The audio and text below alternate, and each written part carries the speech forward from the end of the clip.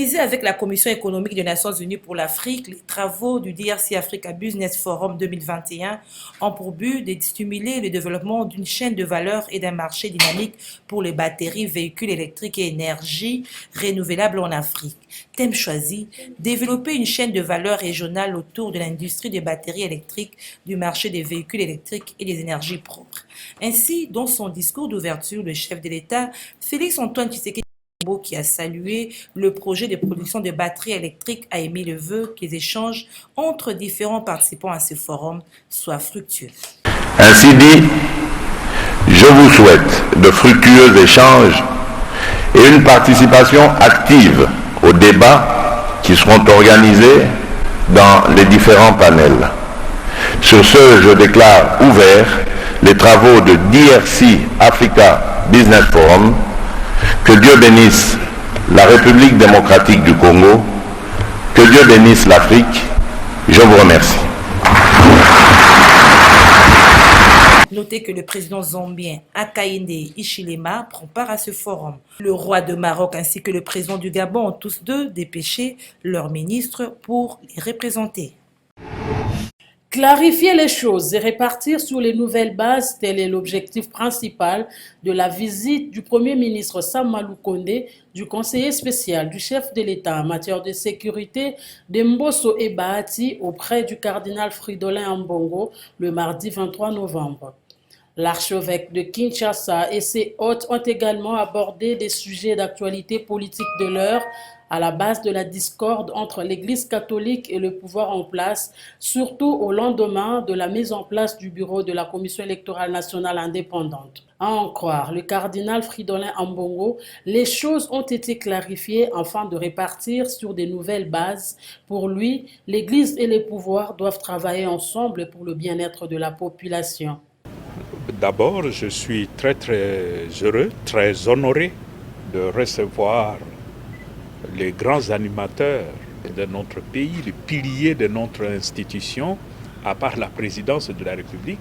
Mais quand vous le voyez tous là, et de l'autre côté, les grands conseillers du président en matière de sécurité, ça signifie que c'est le président. Donc, je me sens tellement honoré de recevoir ici. Ils sont venus pour échanger. Et nous avons échangé sur tout ce qui pourrait faire et prêter à des interprétations comme vous avez l'habitude de lire le réseau. On écrit n'importe quoi sur l'Église, on écrit n'importe quoi sur le cardinal. Je crois que vous lisez ça aussi, non? Donc, c'était pour nous l'occasion de clarifier les choses et de repartir sur de bases nouvelles. L'Église comme l'État, nous sommes au service du même peuple. Nous avons intérêt à conjuguer nos efforts, à travailler main dans la main pour aller de l'avant afin que notre peuple puisse vivre digne. Et voilà, de façon ramassée, c'est un peu ça. Et nous espérons que, à partir de maintenant, nous repartons aussi de bases nouvelles. Notez que cette rencontre intervient après la crise née des contradictions entre les institutions, dont l'Assemblée nationale d'une part et l'Église catholique et l'Église du Christ au Congo d'autre part, à la suite de la mise en place du bureau de la Commission électorale nationale indépendante CENI dans un contexte de manque de consensus. L'Église catholique et l'Église du Christ au Congo s'étaient opposées à la désignation de Denis Kadima à la tête de la CENI, l'estimant proche du pouvoir. C'est un exercice purement parlementaire qui se lance la Commission Défense et Sécurité de l'Assemblée nationale auprès de la Commission ECOFIN de cette même chambre basse du Parlement. Un plaidoyer pour que le budget octroyé aux services de défense et sécurité puisse être majoré afin de permettre à la République démocratique du Congo d'affronter les problèmes dans ces secteurs. On a récemment réceptionné le budget au niveau de l'Assemblée nationale. À ce stade, le travail est en train d'être fait au niveau de la commission ECOFIN. Et le travail qu'on vient de faire, c'est un exercice purement parlementaire. Nous, en tant que commission de défense et sécurité, Nous avons nos partenaires, entre autres l'armée, la police, les services de renseignement, la Direction générale des migrations, et nous sommes en train d'échanger avec eux pour que nous puissions voir la possibilité, au niveau de l'ECOFIN, de faire un plaidoyer pour que le budget qui a été octroyé à ces différents services de défense et sécurité puisse être majoré et permettre ainsi à la République démocratique du Congo d'être en mesure d'affronter la situation que nous traversons actuellement et que tout le monde connaît, qui n'est pas une situation facile, mais qui nécessite absolument que ces services de défense et sécurité puissent avoir le moyen nécessaire afin de permettre de faire le travail comme il se doit. N'oubliez pas que nous sommes dans une situation pratiquement de guerre avec l'état de siège dans les deux provinces du Nord Kivu et de l'Ituri, et c'est le moment d'être sûr que notre armée a le moyen qu'il faut, le matériel qu'il faut, et puis nous avons plus un regard sur l'homme qui est au front, le militaire du front. Il faudrait que le moral soit en acier pour que ces derniers puissent mener cette guerre comme il se doit et permettre d'avoir la paix dans cette partie de la République. C'est au sujet de conclusion de l'enquête d'un collectif de journalistes et de plateformes de protection des lanceurs d'alerte en Afrique sur des documents ayant prétendument fuité de la BGFIBank RDC SA et qui impliqueraient cette dernière dans des actes présumés de détournement des deniers publics que cette banque réagit. Les groupes BGFIBank, tout en décriant le méthode d'obtention de ces documents et en questionnant leur authenticité, a résolu de ne pas y répondre ni de les commenter afin d'observer les devoirs des réserves qu'imposent les enquêtes judiciaires en cours relatives aux révélations faites. La BGFIBank, dans ses communiqués, condamne avec la plus grande fermeté les actes contraires à la loi et à l'éthique qui ont pu être commis dans la presse au sein de sa filiale BGFIBank RDC SA et dont ses préposés auraient pu éventuellement être auteurs ou complices des degrés divers sans préjudice du droit des journalistes. Le groupe BGFIBank affirme néanmoins, en République démocratique du Congo comme ailleurs, les autorités judiciaires restent le seul habilité à établir dans les respects des lois l'innocence ou la culpabilité de personnes poursuivies. Le groupe BGFIBank se réserve le droit de poursuivre toute personne prenant part à la diffusion et à la reproduction des fausses informations et ou à la divulgation d'informations conflictuelles ou privées dans les médias ou sur les réseaux sociaux à son encontre.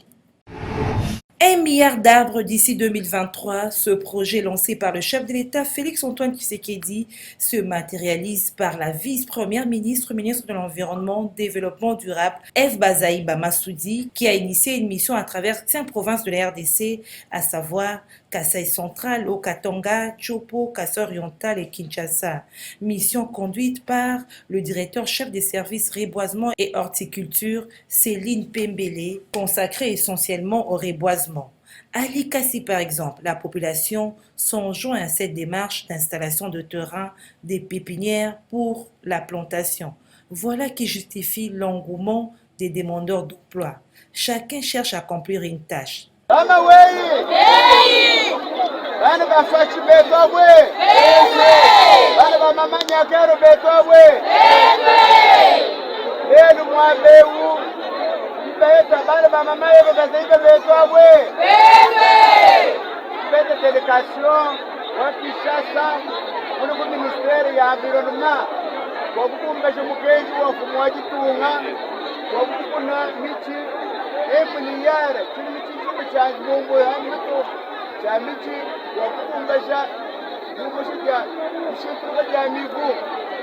Oui, certes, il y a du travail, mais on ne peut pas servir tout le monde au même moment, d'où l'alternance. Le travail est donné à tour de rôle. Notez que c'est le 5 décembre 2021 que sera célébrée la journée de l'arbre. L'objectif pour ce site, c'est d'abord d'installer la pépinière, ensuite de préparer les terrains pour la plantation, pour qu'à la phase 2, on puisse commencer à prendre les plantures. D'abord, il y aura les labours, les piquetages et la plantation. Alors, tous ces gens qui sont là sont venus, chacun cherchant a accompli une tâche. Mais l'engouement est total et nous avons devant vous, vous voyez, les gens sont là, les mamans sont là. Il y a plus de mamans, il y a plus de femmes que les hommes et nous y allons petit à petit, mais je crois qu'à la fin, nous serons en mesure de faire ce qui nous attend. Des pharmaciens, l'ordre des infirmiers qui ont été reçus et qui ont donné aussi leur... C'est au Salon Rouge de l'Hôtel du gouvernement, mardi 23 novembre 2021, que le ministre de l'Économie nationale, Jean-Marie Kalumba, et son collègue de la Santé, Dr Jean-Jacques Mbongani, ont rendu public les rapports sur la rationalisation des structures de prix de produits et tarifs des services de santé devant les différents partenaires de la République démocratique du Congo dans le secteur de la santé, tels que Sanro. Ceci entre dans les cadres de la mise en œuvre de la vision du chef de l'État Félix Antoine Tshisekedi Tshilombo, tendant à rassurer le juste prix de produits de première nécessité, notamment dans le secteur de la santé. Ainsi, l'objectif étant d'analyser les structures de prix et tarifs de produits et services de santé en vue de mieux appréhender les éléments qui les constituent, aussi d'identifier les modalités de les optimiser afin d'améliorer l'accès aux produits et services de santé pour ainsi réaliser la couverture santé universelle. Jean-Marie Kalumba est ministre de l'Économie nationale. Il ressort clairement des différents échanges que les produits et services de santé de qualité sont encore considérés comme un luxe inaccessible à la majorité de nos concitoyens qui se voient ainsi privés de la jouissance d'un droit constitutionnel. Cette situation s'expliquerait, entre autres, par une taxation pesante qui alourdit considérablement les structures des prix et des tarifs. Une politique mise en place pour faciliter la population congolaise l'accès aux produits et services de la santé, indique le docteur Jean-Jacques Mbongani, ministre de la Santé publique, Hygiène et Prévention. Figure sur la liste de produits de son action et soucieux de déterminer les éléments de rationalisation des structures des coûts, des produits et tarifs de prestations des services de santé en vue de s'assurer de l'application du juste coût dans ce secteur. Le ministère de l'Économie nationale et celui de la Santé s'engagent à identifier les voies et moyens pour la réalisation de la CSU et revoir la structure des coûts des produits et services de santé pour l'atteinte du juste coût afin d'améliorer la disponibilité et l'accessibilité des services et produits à la majorité de la population. Et c'est par la présentation des rapports des différentes commissions que s'est clôturée cette activité dans une ambiance. Après le passage du ministre des Transports, Voies de Communication et des Désenclavements samedi 20 novembre 2021 à l'Université de Kinshasa pour une visite d'inspection, prévision du lancement de Trans Academia, les étudiants de cet établissement universitaire s'approprient déjà ce programme, une initiative du chef de l'État Félix Tshisekedi pour faciliter le transport en commun aux étudiants de tout le pays. Ils l'ont exprimé mardi 23 novembre par la délégation de la coordination estudiantine de l'UNUKIN qui a été reçue par le ministre des Transports Chérubin Okende. Le numéro 1 des Transports les a appelés à être des ambassadeurs de Trans Academia auprès des étudiants des instituts supérieurs et universitaires de la République. Selon lui, les étudiants sont appelés à être les premiers protecteurs des bus qui seront incessamment mis à leur disposition par le ministère des Transports dans le but de matérialiser la ferme volonté du chef de l'État consistant à améliorer les conditions des apprenants de toute la RDC. On veut maintenant approcher de ce projet-là, effectivement. Voilà ce qu'il nous a dit. Nous ferons mieux de commencer à nous organiser pour que nous soyons impliqués, parce qu'il nous a dit que ça nous appartient. Nous devons aussi nous organiser pour assumer. Cela, c'est dans l'intérêt des étudiants.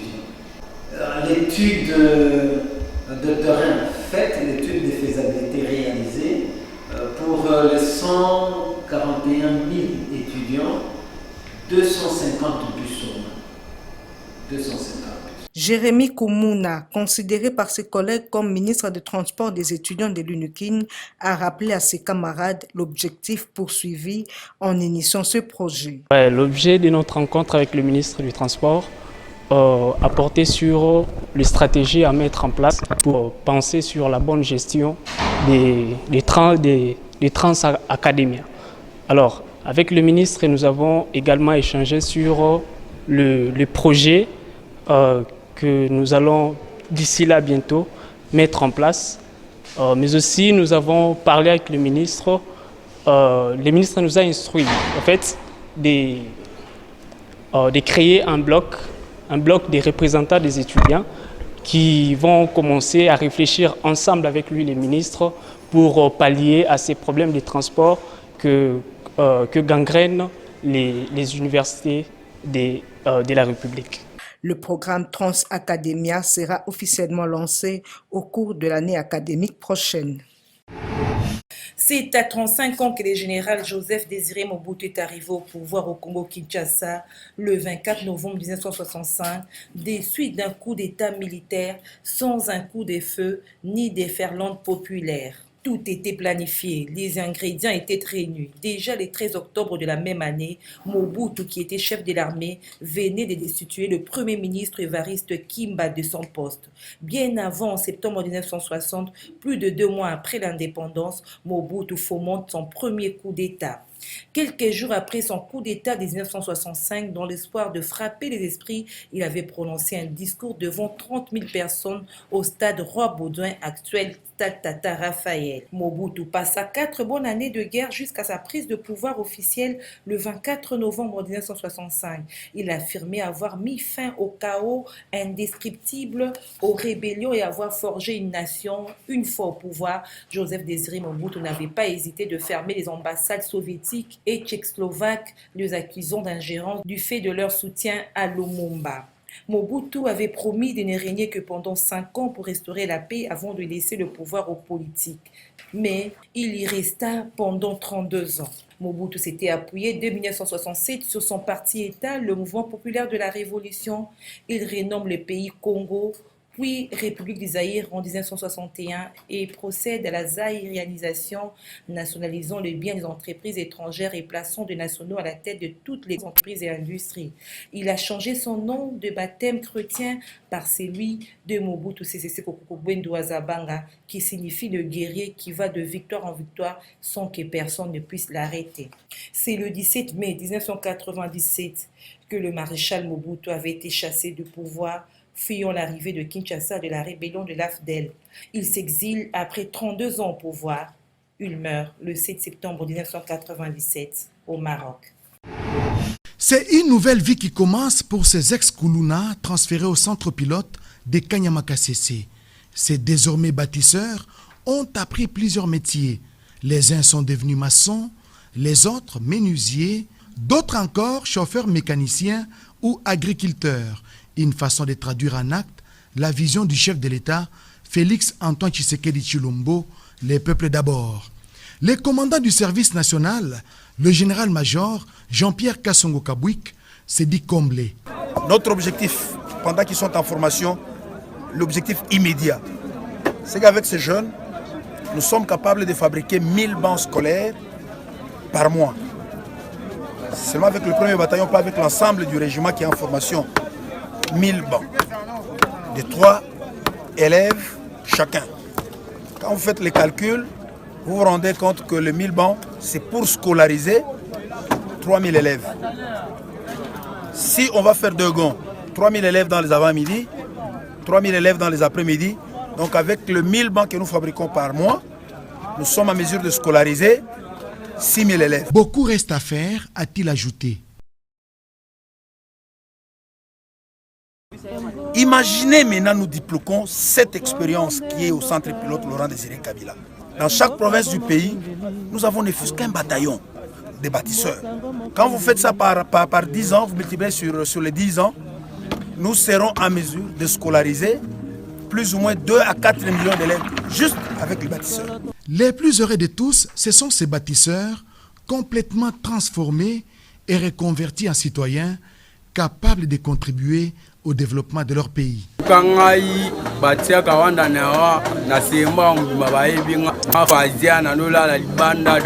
vie na ngai ezalaki faux vie donc so nayibi te mwana lia mais le coup appelé service national ezwi nga mpona longola makanisi nyonso mabe wana ezalaki nango ya koyibaka ya kobotolaka bato babiloko antu bavi wana yango te taka nasali inane mobimba natikala oyibela eloko ya motu te natikala okota ata na ndako ya motu te lelo biso tobulai tokufa ta ndenge tozali. Au service national, la vision du chef de l'État, Félix Antoine Tshisekedi Tshilombo, le peuple d'abord et d'application.